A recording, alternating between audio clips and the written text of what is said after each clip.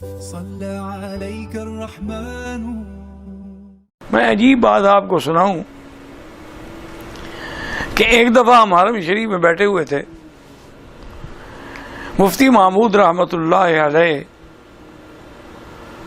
میرے ساتھ ان کا بہت ہی قریبی تعلق تھا، اور جب بھی تشریف لاتے تھے میرے گھر میں ٹھہرتے، حج بھی میرے ساتھ کرتے. تو ہم بیٹھے ہوئے تھے رکن یمانی اور حجر اسود کے درمیان میں. اتفاق سے باتیں چل پڑی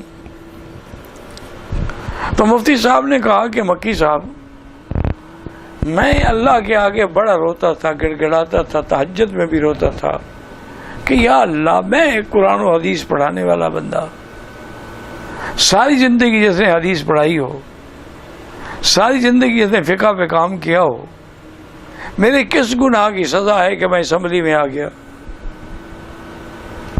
اور اسمبلی بھی ایسی کہ جس کے اندر نعوذ باللہ ایسی عورتیں ہیں جو اس طرح ماشاءاللہ بن سنور کے آتی ہیں جیسے کسی فلم کی سٹوری کے لیے انہوں نے اپنے آپ کو پیش کیا ہو. اور جس انداز میں وہ تضحیق کرتی ہیں علماء کی، داڑھی والوں کی، مذہب کی، تو میں حیران ہوتا تھا کہ اللہ میری کس گناہ کی سزا ہے. بعد میں انہوں نے کہا کہ مکی صاحب، جب قادیانیت کا مسئلہ چلا اور جب مرزا ناصر جو ہے وہ اسمبلی میں آیا،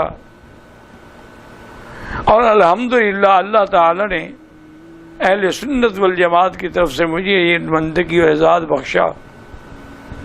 ویسے بحیثیت ایک قانونی وکیل کے تو یہ اختیار تھے جو اس کو قانونی شکل دیتے تھے، اصل سوال جواب تو ہم دیتے تھے. تو ہماری اس سے بحث چلتی رہی. انہوں نے کہا کہ ایک دن اس نے ایسا کیا کہ وہ اتنا بڑا بنڈل اخباروں کا لے کے ساتھ آیا. اس نے کہا صاحب اسپیکر، بحث کے آغاز سے پہلے میں آپ کی توجہ دلانا چاہتا ہوں، یہ دیکھیں فلاں تاریخ کو اشتہار شائع ہوا، علماء دیوبند نے بریلویوں کو کافر کہا.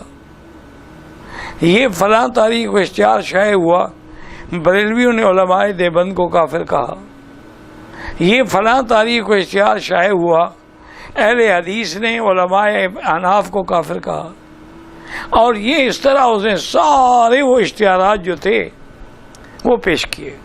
انہوں نے کہا جناب اسپیکر، ان مولویوں کو تو عادت ہے کافر کہنے کی، اگر انہوں نے ہمیں کافر کہا ہے تو آپ اتنا سنجیدگی سے کیوں لے رہے ہیں؟ یہ تو کہتے ہی رہتے ہیں، یہ لوگوں کو مسلمان کم بناتے ہیں، کافر زیادہ بناتے ہیں.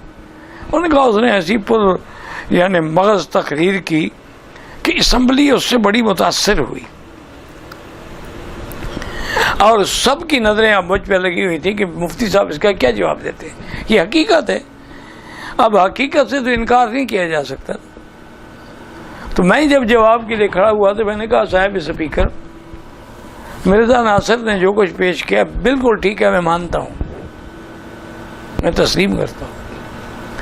لیکن علماء دیوبند نے جب بریلویوں کے خلاف اشتہار دیا کہ یہ قبروں پہ سجدہ کرتے ہیں، غیر اللہ کے نام پہ چڑھاوے چڑھاتے ہیں، غیر اللہ کے نام پہ قربانیاں کرتے ہیں، یہ الزامات لگائے گئے کہ ان وجوہات کی بنا پر ہم انہیں کافر کہتے ہیں.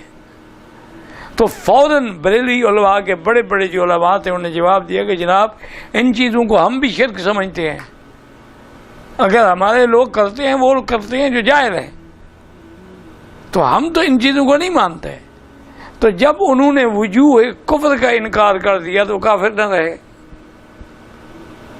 اب بریلویوں نے ہم پر فتویٰ دیا کہ بھی یہ دیوبندی گستاخ رسول ہیں، رسول اللہ کو اپنا بھائی سمجھتے ہیں، ان کی شان گھٹاتے ہیں، اولیاء کے منکر ہیں. ہم نے ان کا جواب دیا کہ آپ غلط کہہ رہے ہیں، ہم تو سرکار کو خیر البشر اور سید البشر مانتے ہیں اور امام الانبیاء مانتے ہیں، ایسی بات تو ہم سوچ ہی نہیں سکتے. تو ہم نے بھی وجوہات کفر کا انکار کر دیا، فتویٰ ختم ہو گیا.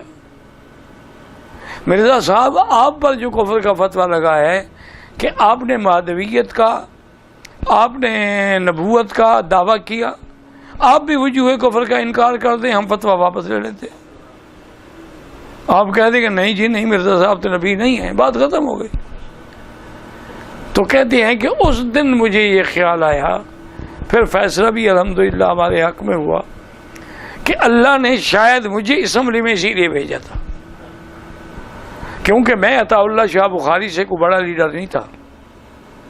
مولانا محمد علی جلندری، عطا اللہ شاہ بخاری، ابو الحسن، اتنے بڑے بڑے لوگ، لیکن انہوں نے تحریک چلائی، 10,000 مسلمان شہید ہو گئے، لیکن ختم نبوت کا مسئلہ حل نہ ہوا.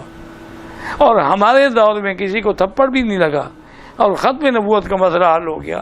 وجہ کیا تھی کہ ان کے پاس باہر کی قوت تو تھی، اسمبلی میں قوت نہیں تھی.